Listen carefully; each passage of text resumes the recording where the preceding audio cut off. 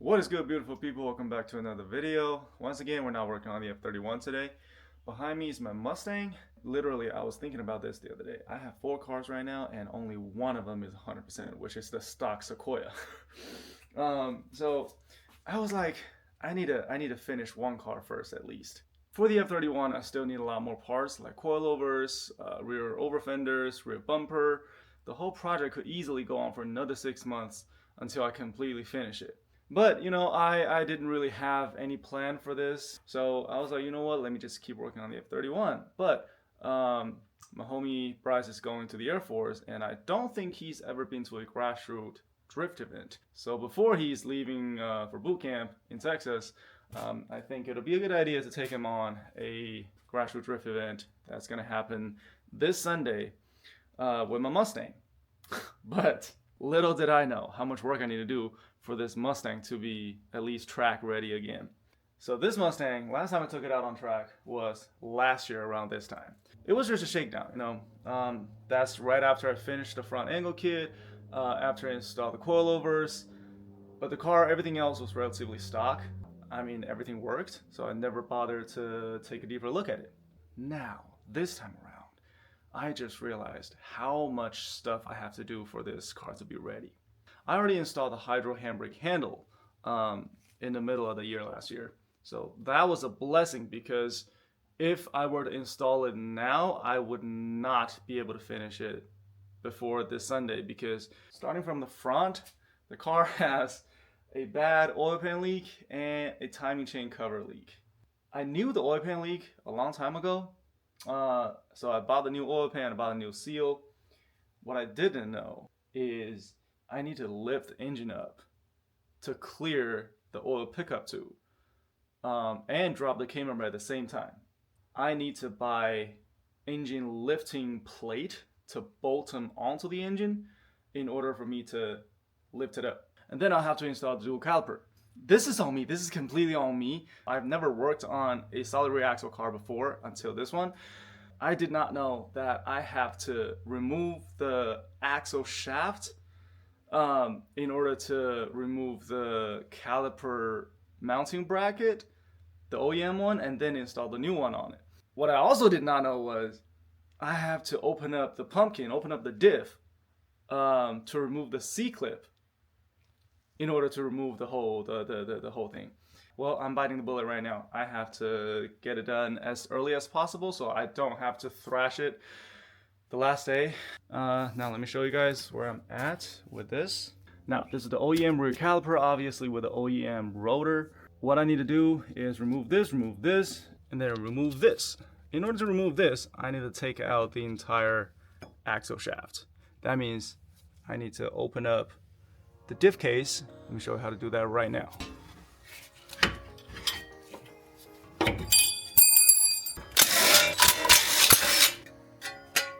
And now with this dual caliper bracket that I got from Synergy, I don't know what exactly was going on between Scotty and his partner, but synergy is synergy now. The product's still pretty good. The outlet has been pretty decent. In order to replace this with this, I have to remove this axle shaft.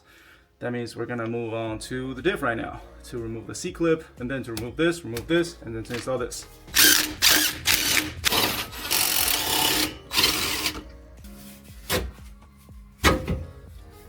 There it is. Cover off. Oh, so tight. What? Oh my god. Whoever tightened this shit up used their whole body force. Oh my god.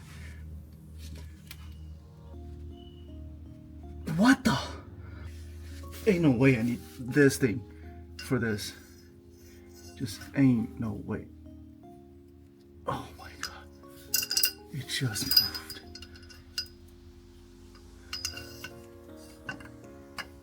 Oh my god. Pull that out.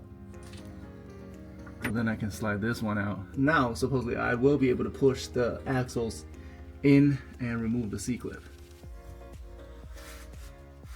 There it is.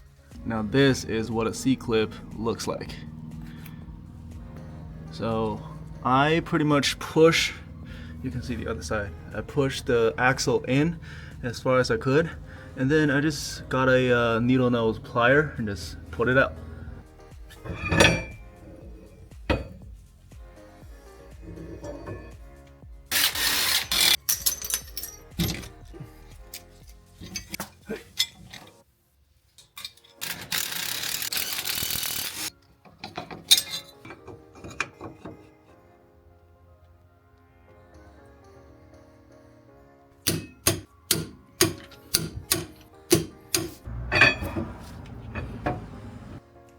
Huh.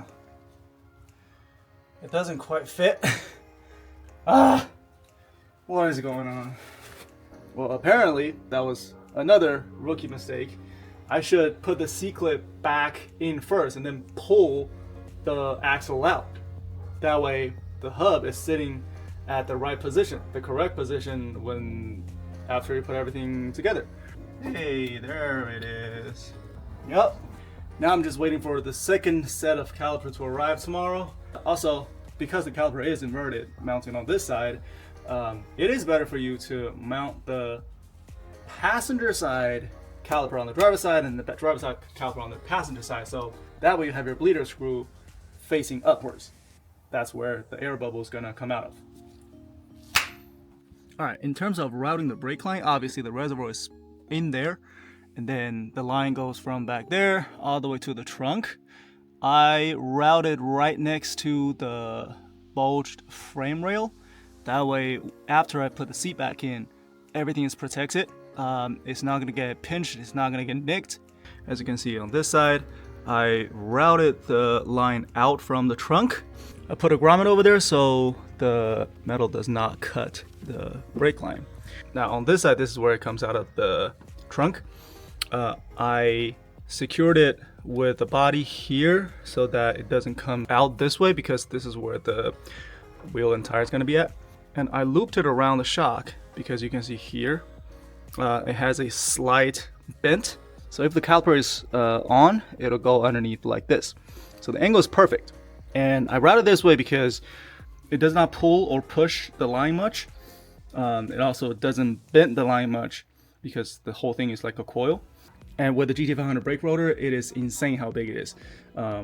With the caliper on, the smallest wheel you can fit on it is an 18-inch. And if you wonder why this wheel stud looks different, well, I have a great story to tell about this.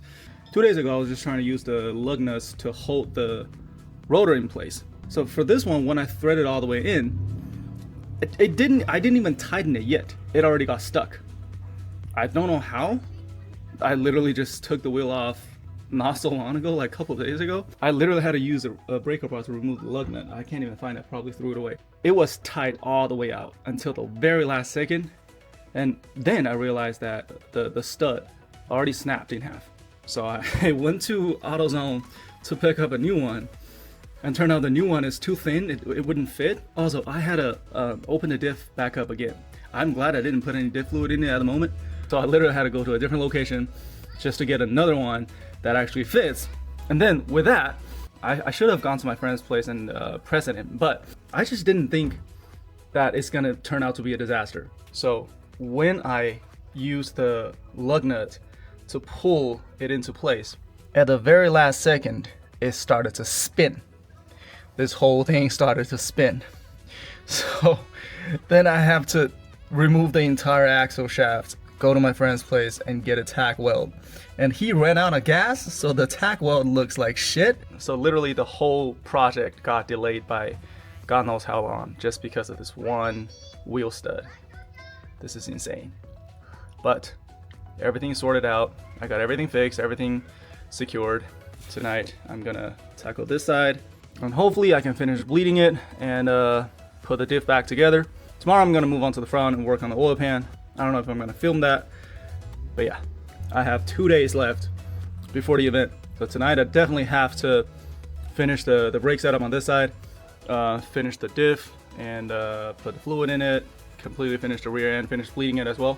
And hopefully tomorrow, the engine lifting plate is gonna arrive. Then I can tackle this thing. Hopefully, fingers crossed, it does not leak like crazy anymore.